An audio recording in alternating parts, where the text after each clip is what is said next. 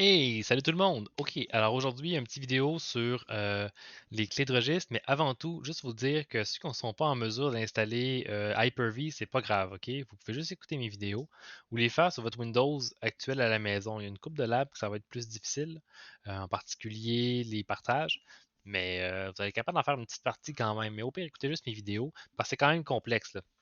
Ça vous prend un Windows Pro absolument. Windows Pro, on peut aller le chercher avec le PDF que je vous ai donné. Vous effectuez la migration avec le site web que je vous ai mis dans le lien du dernier message que je vous ai envoyé. Après ça, il faut que tu installes Hyper-V. Pour que ce soit faisable, il faut que ton processeur supporte la virtualisation. En général, c'est pas à on sur ta carte mère. Il faut que tu es dans le BIOS, tu mets ça à on. C'est beaucoup de choses, beaucoup de petits trucs que vous pouvez soit oublier ou omettre. Donc, si vous n'êtes pas en mesure de le faire, c'est pas grave, OK? C'est quand même assez complexe. Puis, je ne m'attends pas à ce que tout le monde soit capable de le faire. Chacun a son ordinateur, chacun a ses cas. Donc, c'est pas grave, OK? Vu la situation, c'est vraiment pas grave. Ceux qui n'ont pas d'ordinateur aussi, je sais que vous pouvez faire une demande au Cégep pour avoir un ordinateur. Vous avez reçu un email à ce propos-là. Donc, faites-le. Faites la demande. Dis, moi, j'ai pas d'ordinateur, je veux un ordi pour faire mes labs. Puis vous allez probablement recevoir un ordinateur du Cégep de la technique informatique ou un truc dans ce genre-là. Puis vous pouvez demander, moi, j'aimerais ça avoir Hyper-V d'installer sur ma machine d'avance. Je ne sais pas s'ils vont le faire, ou ils vont peut-être vous aider à le faire, mais ça pourrait être quelque chose de peut-être réalisable. Je ne sais pas. Ça se peut que ça ne marche pas aussi, là. Puis les ordinateurs vont en priorité aux étudiants qui en ont besoin. Et je crois que vous en faites partie quand même. C'est en informatique, c'est votre outil de travail. Donc, si c'est pas fait, faites-le, c'est important. OK. Aujourd'hui, clés de registre. Alors, on va rentrer tout de suite dans le détail des clés de registre. Laissez-moi deux petits instants comme ça. Puis, on va venir ici. Clés de registre. Alors, comment est-ce qu'on accède aux clés de registre? Les clés de registre, pensez à ça comme étant une espèce de grosse base de données géante. OK? Fenêtre Windows R, donc fenêtre Windows R, regedit. Et puis on accède à ça. OK. Donc, on a ici 1, 2, 3, 4, 5 fichiers rush, mais en vrai, il y en a seulement 2. Et puis 3 autres qui sont contenus dans les 2 fichiers principaux. Pensez-y comme des raccourcis. Comme classes root, c'est un raccourci. Current user, c'est un raccourci. Local machine, c'est un fichier principal rush. Users, c'est un fichier principal rush. Et current config, c'est un raccourci. Donc, on y va. Root, c'est quoi exactement? Root, ça contient les informations utilisées par les programmes. Donc, quand tu démarres un programme, exemple, je sais pas, là, Explorer était vraiment très fortement lié aux clés de registre, ou même Edge, certain là, qu'il y a peut-être une coupe de gogos là-dedans. Word, quand tu changes ton menu dans Word, tu rajoutes des paramètres dans Word, euh, ou tout ce qui est de la suite Office, ça va dans les clés de registre. Même des jeux vidéo pourraient aller jouer dans les clés de registre sur Windows. Il y en a qui sont temporaires, donc tu démarres le jeu, ça l'ancre, tu fermes le jeu, ça les retire. Et il y en a qui sont permanentes, qui sont là pour toujours. Current user, c'est l'utilisateur actuel qui est contenu sur HKey users. Donc, ce qu'il y a ici, clic, c'est ce qu'il y a ici. Clic. Vous avez vu, c'est la même chose. Si, mettons, je viens dans, je sais pas, la console, bon, on a toutes les cases, c'est un bon exemple, c'est la console. Si je viens ici, puis que je mets ici CMD, oups, CMD, puis que je viens changer ici, propriété, puis je viens changer la couleur du terminal. Hein, je vais mettre l'arrière-plan vert et puis le texte jaune. Urgh, noir. Bon, vert et noir comme ça. Ah, ça n'a pas marché. Attendez. Configuration, couleur. Ok. Terminal. Non, c'est bon ça. Arrière-plan. Texte. Je sais pas pourquoi c'est pas mis à jour. Ah ah, j'ai redémarré. Vous avez vu ici? Donc, l'arrière-plan est vert et puis le texte est noir. Puis là, tu viens ici, puis je viens chercher background, default background, c'est noir.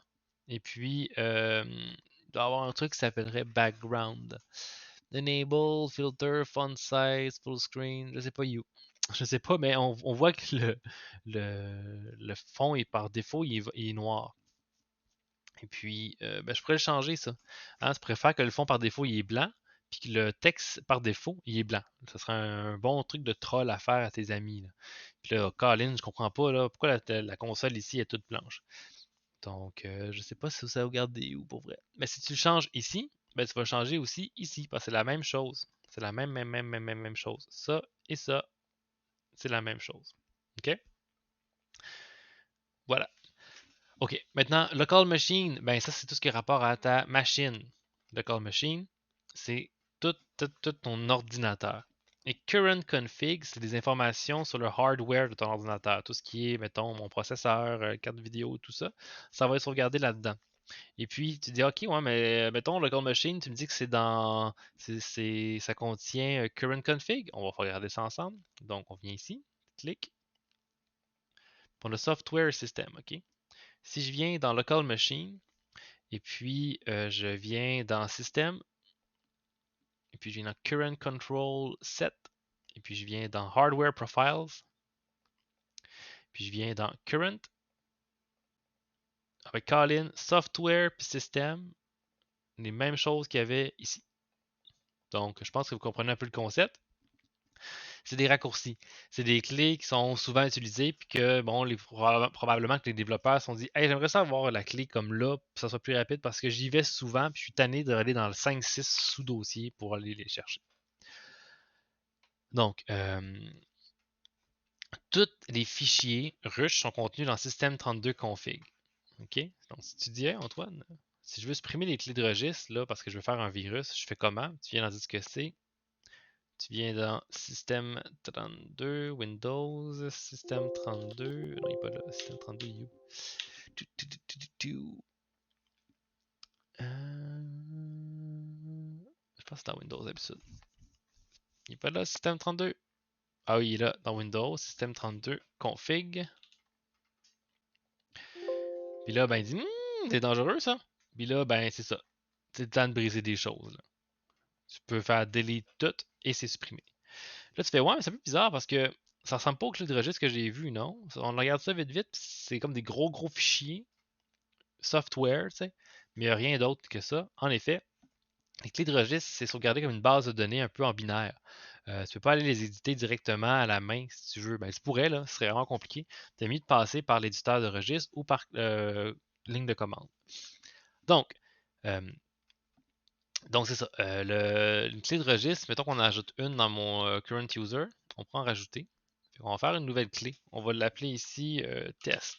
OK? Dans current user, puis dans test, on peut créer différents types de clés de registre. On peut créer des valeurs chaînes. On va l'appeler string. Puis la string, on peut donner une valeur. Allô. Donc c'est une string. On peut créer des valeurs binaires. Donc on va l'appeler binaire. Et puis ben ça c'est quand même pratique. Tu pourrais dire genre ok ma valeur binaire c'est genre 0, 0, 0, 0, 0, 0, 0, 0, 0, 1. Oups. Vous avez vu? 0, 0, 0, 0, 1. Vous pouvez vous amuser avec du binaire en masse. Là présentement, la valeur, c'est 0. Mais bon, on ne rentrera pas dans le détail trop. Des words, c'est des int. Int 32 bits. Int 32 bits, on peut donner une valeur genre de 65 535. Int 32. Si on fait une keyword, ben là, c'est des int 64 bits. Int 64. Puis là, on pourrait marquer gros chiffre. Gros chiffre. Vous avez vu ici, si je fais juste un petit zoom, là, la valeur est sauvegardée en hexadécimal. Et puis ils sont gentils ici. Ils vous le donnent en décimal. 65 735, c'est en hexadécimal. Même chose pour 999999999. OK? Donc faites attention. Si tu veux l'écrire en base 10, qu'on est habitué, il faut que tu coches ici le décimal. Donc dans le menu, décimal. Hexadécimal. Donc le fameux 9999, là, je peux mettre en décimal ici. Bon, vous avez vu, ça change en binaire la valeur. Mais par défaut, la valeur storée est toujours en hexadécimal, même quand tu fais des lignes de commande. OK. C'est bon ça. Et puis, il en reste deux. Chaîne multiple.